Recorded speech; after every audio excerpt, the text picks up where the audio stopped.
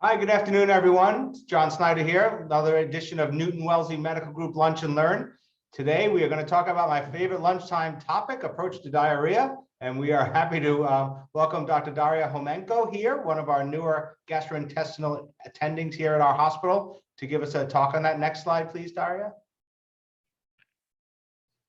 We want to tease our upcoming Lunch and Learns, and I don't know them by heart.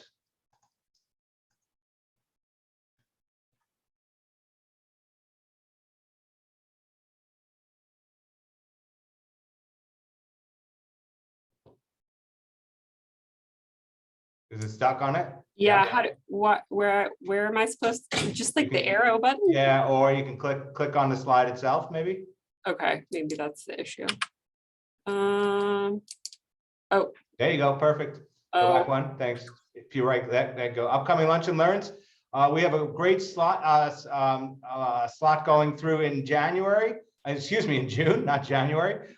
We have Dr. Wang Dolman's going to talk to us about inactive ingredients that are not so inactive. And Dr. David Cormier, DJ Cormier, is going to talk to us about non-intrinsic shoulder pain. And then I love this one. Dr. Khan's going to talk about death, taxes, and carpal tunnel syndrome. You can't escape them. And then by request, we wanted to get an eye talk in there. We got cataracts and corneal surgery by Dr. Ko. As everyone knows, and I've been saying that all our talks are archived up on the intranet and also on YouTube. Next slide, please, Daria. And then we want to make people aware that we have our half and half X waiver training ongoing. We have an upcoming session, June 22nd from 8 to 12. This is a great way to get education about treating your patients for opioid addiction. A lot of our providers, in fact, I think most of our providers have been through this. Even if you never see yourself prescribing buprenorphine, it is a great way to get some education. And I do have it on, I think, Secret Authority that Dr. Barabelt herself is actually teaching this one. So great lecturer as well. So go ahead and jump on that if you'd like to. Next slide. And then we wanted to make sure people are aware next Thursday, 8 to 12:30. It'll stop right so you can join us on Lunch and Learn from 12:30 to 1. Mass General Brigham's Patient Experience Summit, Building the Patient Experience of the Future. We want to make sure, hang on, I got some notes from Audrey I want to make sure I get here. So MGB will be announcing their new patient experience vision and strategy after all their work that they've done with Lippincott. So this is going to be a big deal. They'll be changing strategy and announcing it. Also, we will have a breakout session number 3, managing patient comments and transparency, something that's coming live to us here in Newton-Wellesley and Newton-Wellesley Medical Groups. We want to make sure that leaders and providers can understand that as well. And we will have some of our representatives also presenting at the 9 a.m. and at 11:15 about positive patient feedback, and at 9 o'clock with Garth, Alexa, and David presenting. So it also has AMA credit and a good keynote speaker. So if you have the time, go ahead and jump on that. Next slide. And finally, we're really excited about extending our virtual training program. This went over really well last year. Again, this is at no cost to you. This comes from our grant. It's funded by our physician wellness grant, but it is open to physicians and APPs. And this is a online coaching or personal training for individuals or groups. Again, you can join the fitness team for a personalized fitness training and get your workout on. We really want to make sure that people know about this. We are going to pay for it for you for free online virtual fitness training. Please give Daniel an email, or you can contact myself or Audrey Bossi if you have any questions about this program. And I think that's my last slide. Daria, I'll turn it over to you. And just to remind you, you are on mute, and I'll stop talking. Thanks for being here. hi everyone. I'm Daria Homenko. I recently joined the Gastroenterology Healthcare Associates here at Newton-Wellesley in the middle of March. So I have seen probably some of your patients, but haven't met most people. So just a slide about the Gastroenterology Healthcare Associates. We're over here in the green building, and I have enjoyed joining all these other great GI doctors in our group, and the phone number is at the top, and you can send us or send me a message, I should say, in Epic if there's anyone that you need me to see. A little bit about me. I did my undergraduate at Cornell and then medical school in Syracuse, New York at SUNY Upstate, and then came to Boston for residency and fellowship and spent the last 7.5 years over at Brigham Women's Faulkner Hospital before joining the group here at Newton-Wellesley. So we are going to talk a little bit about diarrhea today. We're going to start out with acute diarrhea, which is probably what a lot of you are seeing, patients coming into the office for, and then a little bit about chronic diarrhea, which is probably when you're sending them along to a gastroenterologist, so for further evaluation. So basically, what is diarrhea? So it's when, there's excessive stool weight, greater than 200 grams a day, increased frequency of bowel movements, less than normal form or change in consistency. And then probably, the most important distinction is sort of anything less than 4 weeks, we sort of group into acute diarrhea, and then anything that, diarrhea symptoms that persist longer than 4 weeks, we sort of classify as chronic diarrhea. And then there's that sort of in-between time, which, we can refer to as persistent diarrhea. Here is the Bristol Stool Scale, which I had hanging in the exam rooms at my previous office. So patients enjoyed looking at this, so just including that. So, kind of diarrhea towards the bottom, type 5, 6, 7. So what is the physiology of diarrhea? So about 10 liters of fluid typically enters the jejunum daily. 2 liters from food and oral intake, and then all of the other normal secretions in our GI tract compose about 8 liters of fluid. Eventually about 1 liter of all of that makes it to the colon, and then we excrete 80 to 100 milliliters daily. The sort of loosening of stool can result from just an increase of 50 to 60 milliliters of, water in the stool daily. And then, basically, diarrhea is, with the sort of loosest stool from only 100 milliliter increase in water in the stool. And this can happen for many different reasons, as we'll sort of go through. And it happens fairly often for many people and can be, very transient. So infection is the most common reason for acute diarrhea, with norovirus, rotavirus, food poisoning, C. diff, and parasites being the sort of top causes of infectious diarrhea. And then for non-infectious causes of diarrhea can be related to medications, eating or drinking, substances with sugar substitutes such as sorbitol, could be related to ischemic colitis, patients with tube feeds, and finally, also fecal impaction or overflow diarrhea, which we'll kind of touch on later as well. So what are the important things to ask when someone's presenting with diarrhea? So what are the duration of symptoms, as we talked about before, in terms of, if they're greater or less than 4 weeks, the frequency of bowel movements, and any additional sort of alarming symptoms. So fevers, blood in the stool, abdominal pain, and then overall assessing volume status in terms of, whether the patients are becoming dehydrated. And then also exposures. So known exposures in terms of, environmental exposures that could contribute to the diarrhea, sick contacts, and what their medical comorbidities are. For the most part, as we mentioned, acute diarrhea is actually common, and most cases are mild and self-limited. And, up to 90% of cases really, don't require further workup and will resolve spontaneously. I did include here some recommendations that are helpful to tell patients. I think, the second bullet point with the rehydration solution makes the most sense for patients in terms of measurements that they're familiar with. So that can include per liter of water, 4 tablespoons of sugar, half a teaspoon salt and half a teaspoon of baking soda. So something they can make at home.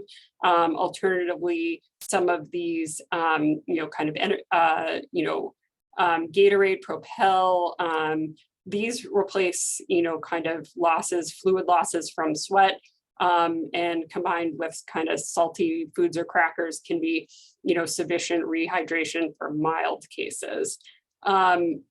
Other things that we recommend in terms of, management in the setting of, acute diarrhea would be to avoid lactose, high fat foods, and to tend towards more of a, bland and brat type diet. So banana, rice, applesauce, toast. So these can all be helpful in the setting of acute diarrhea. So sort of basic testing, that can be done is just an initial stool assessment with checking fecal leukocytes, and occult blood. If the leukocytes and fecal occult blood are negative, then this is most likely to be a viral etiology, with 71% of the cases being from norovirus, but also rotavirus as a possibility. And then the other, possible etaology would be, sort of this food poisoning situation or bacteria with preformed toxins. These are examples mentioned here. So when should we consider doing further testing? So if patients are having bloody diarrhea, they're spiking fevers, up to 101.3, they do have signs of clinical hypovolemia or dehydration.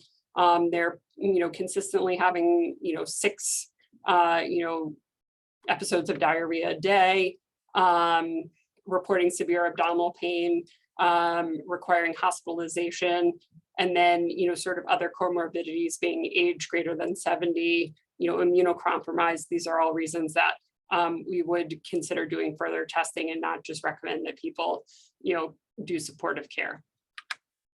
So in bloody diarrhea, stool cultures are actually very useful and can be positive for up to 87% of the cases, versus, doing stool cultures in patients without bloody diarrhea with, kind of mild symptoms of diarrhea. Stool cultures are unfortunately usually low yield in these situations, with only detecting, sort of 1.5 to 5.5% of the reasons for the diarrhea. Additional requests recommended when, patients are having bloody diarrhea would be E. coli 0157H7 and the Shiga toxin. And then other populations in which we'd recommend further testing would be, food handlers, healthcare workers, patients with inflammatory bowel disease, patients who are currently pregnant, and then, patients who have had ongoing symptoms despite conservative management for, ongoing symptoms for at least a week or more. So routine stool testing, sending for stool cultures, the routine tests are Salmonella, Shigella, and Campylobacter. If any of these additional things like Vibrio, Listeria, Yersinia, or Aeromonas is suspected based on exposures, then those have to be special requests so that the lab will not check for those for just kind of routine stool cultures that are ordered. Also important to check for C. diff and parasites. So actually C. diff testing is recommended for any patients who have been hospitalized or have taken antibiotics sometime in the last 3 months. So sometimes we think about, kind of recent exposure to antibiotics or recent hospitalization, but we should probably be, thinking about testing in patients who, may have had either one of these situations within the last 3 months. And then testing for parasites, I often have patients who ask me because they're convinced that they have parasites. And so probably the lab doesn't like me very much, but I probably order them more than these situations outlined here. But it is recommended in patients with, again, diarrhea persisting greater than 7 days, immunocompromised patients with, for example, advanced HIV, homosexual men, communities where there's a known waterborne outbreak, exposure, and then patients who have been swimming or drinking potentially untreated water in streams and ponds, cases associated with a daycare center exposure, and then finally in bloody diarrhea with the initial workup negative for fecal leukocytes. And the most helpful is when there are 3 specimens collected for ONP on consecutive days. That's when it's most likely to give us an answer as to if a parasite's involved.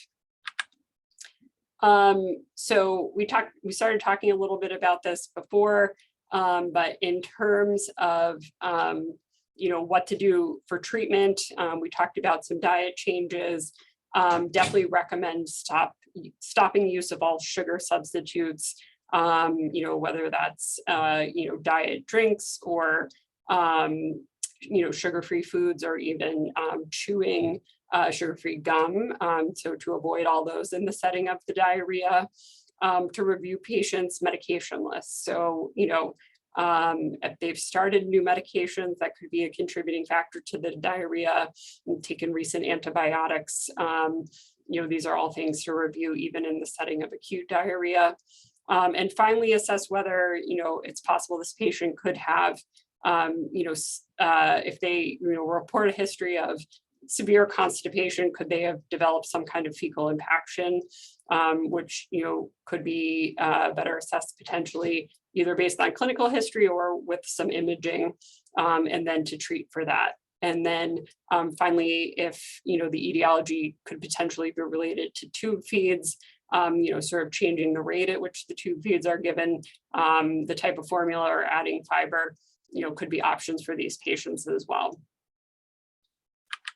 And then anti-diarrheal meds. So, this is something that could be recommended for patients with non-bloody diarrhea, only low-grade fevers, not the higher fevers. And then I would say I usually, try to get some negative stool cultures, especially C. diff, before recommending the use of anti-motility agents, which essentially decrease peristalsis. Common options over the counter would be Imodium, and that can be is up to 16 milligrams per day can be taken. And then Lamodal, which would be a prescription from, requires a prescription because it contains a central opiate and anticholinergic. And the recommended dose for this would be, 1 to 2 tabs, 3 to 4 times a day. And then, potentially other agents could be used, or that patients may try on their own, in terms of Pepto-Bismol or kaopectate. So ultimately, a gastroenterologist may become involved even in settings of acute diarrhea, if we're, considering, if we need to take a look inside the colon. So either with flexible sigmoidoscopy or a full colonoscopy. And typically this would be, in settings of bloody diarrhea, if we suspect potentially a flare of someone's inflammatory bowel disease, or, again, or sort of evaluating whether it's that versus an infectious cause of diarrhea, and also if ischemic colitis is suspected. And then usually for situations, if we're, if a patient has C. diff, or C. diff is on the differential to evaluate for pseudomembranous colitis, we'd more than likely consider just a flexible sigmoidoscopy for this. And then finally, in immunocompromised patients or patients with inflammatory bowel disease, Crohn's and ulcerative colitis, endoscopic evaluation would be done to, do biopsies to rule out CMV as a contributing factor. And this is a picture of ischemic colitis here. So you can see sort of shallow ulcerations, typically like in a linear fashion. Should we use empiric antibiotics in acute diarrhea? And what about probiotics? So, in severe illness, severe diarrhea in immunocompetent patients, We do sometimes consider empiric antibiotics if there's ongoing fevers, bloody diarrhea, dehydration, and in situations where they're having more than 8 loose stools a day, or in immunocompromised patients, so patients with AIDS, malignancy, or transplants recipients, then we may be more likely to decide to use empiric antibiotics, and those choices would include potentially a quinolone, azithromycin or erythromycin. And then if C. diff is suspected for any reason, even if the stool cultures aren't back yet, or they're negative but there's a high suspicion for C. diff, then either vancomycin or metronidazole can be given empirically. And then in general, the studies are kind of mixed in terms of use of probiotics in situations of acute diarrhea. So I would say it is something that, if when patients eventually make it to me, that if it's suspected that they did have a recent kind of viral illness or got GI bug, I often will recommend a trial of probiotics to see if it's helpful, but the studies are kind of mixed results on this.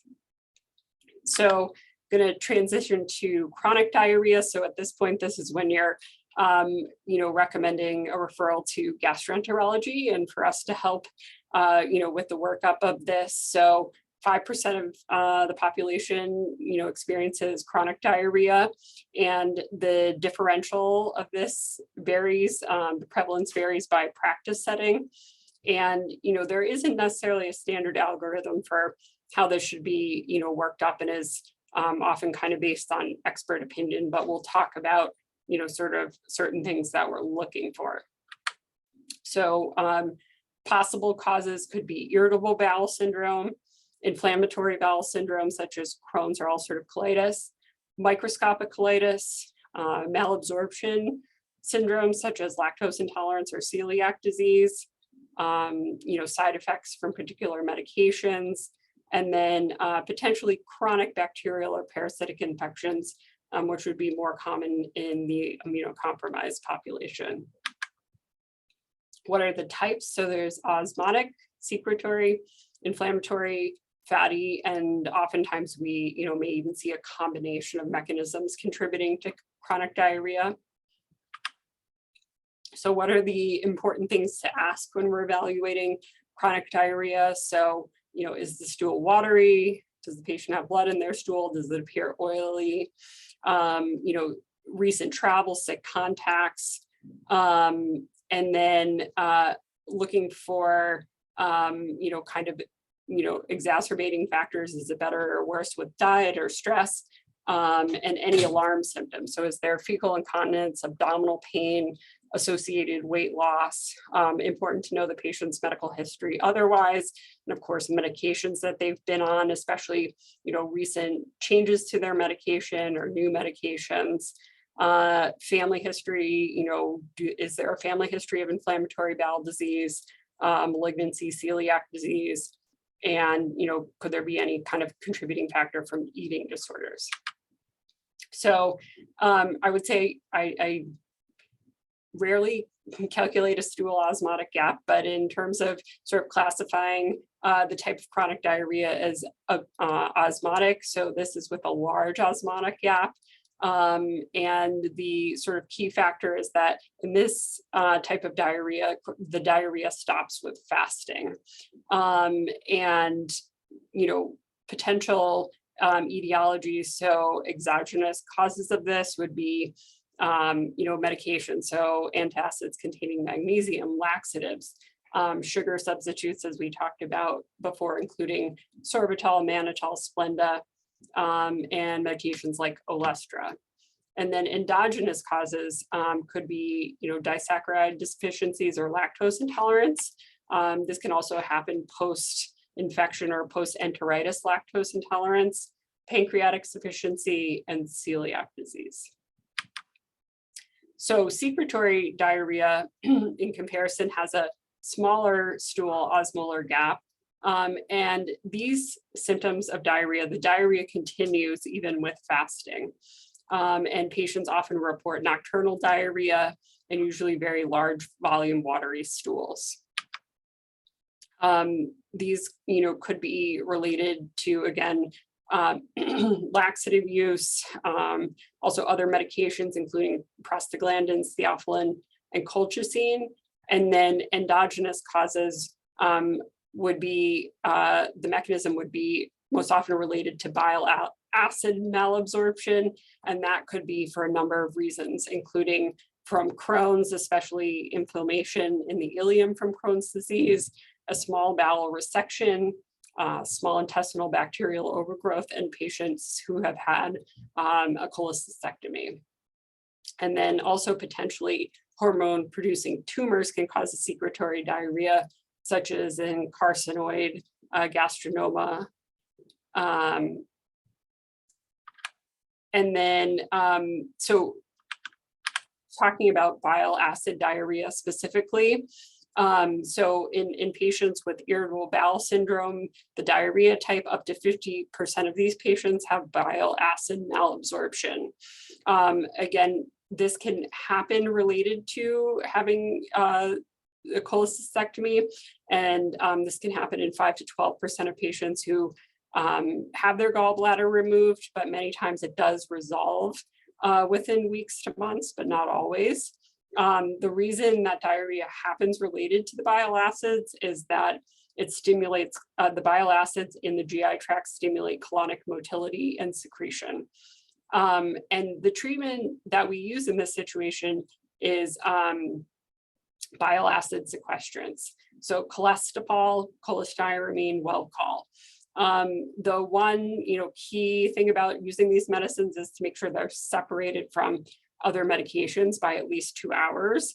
They're essentially binding the free bile acid in the bowel. And so, we want to avoid situations where this is binding, potentially other medications the patient could be on, and then they're not getting, the benefit of those medications.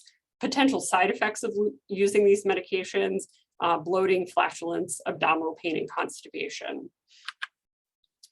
Inflammatory diarrhea symptoms often involve blood and mucus in the stool, tenesmus, abdominal pain, fevers, and often positive fecal occult blood. And one test that we use to evaluate this would be a fecal calprotectin, which is derived from neutrophils and monocytes, and it is increased in intestinal intestinal inflammation. And so this can be helpful in determining whether or not this is from an inflammatory or non-inflammatory cause of diarrhea. Unfortunately, it can sometimes be elevated related to infection, so it's not a foolproof test. Specifically C. diff infections, so chronic infections can cause an inflammatory diarrhea: C. diff, tuberculosis, Yersinia, and some types of parasites as well, amoeba and strongyloides. Of course, Crohn's and ulcerative colitis cause an inflammatory diarrhea, possibly radiation or chemo-induced mucositis, and then finally colonic ischemia. So evaluation, basic labs, CBC electrolytes, thyroid function, serologic inflammatory markers, and then can consider iron studies and other sort of vitamin labs, as well as celiac serologies, and then stool cultures, including C. diff, routine culture, Giardia, and the ONP. Ideally 3 samples for that. Endoscopic evaluation is often required. So we would consider a full colonoscopy if patients have iron deficiency, in patients who are 45 years or older, since now the screening age has been changed for routine colonoscopy, and if Crohn's or ulcerative colitis is suspected, and then also if we suspect possibly microscopic colitis, where the mucosa looks normal, but when we do biopsies, we see either collagenous or lymphocytic colitis. And a full colonoscopy is needed because many times only 10%, in 10% of the cases, there's only right colon involvement. And then finally, we may consider an endoscopy to evaluate for celiac disease with duodenal biopsies. Treatments, that we start with while we're doing the workup: fiber supplements, potentially empiric antibiotics, the cholestyramine or bile acid binders that we talked about, and, in rare circumstances, octreotide. So that was a lot. I'm sorry. That's all I have, but this is the contact information for me and for the practice. Thank you so much. It was a lot, but it was very clear and Okay. very well put out. So we appreciate you kind of covering acute and chronic. I know we're past the top of the hour. I don't want to extend the time. I do want to thank you for coming and welcome you onto the medical staff. I know you'll be seeing all of our patients, and we appreciate that in advance. And I know you're joining a great team. So thanks again. And we'll have to have you come back for a different topic. And I hope everyone has a really great Memorial Day weekend. And hopefully the weather will stay nice for us. And also hopefully the Celtics will bring it home. We'll see them in the championship. Everyone have a great weekend. Daria, thanks again for being here. We'll see you later. Bye.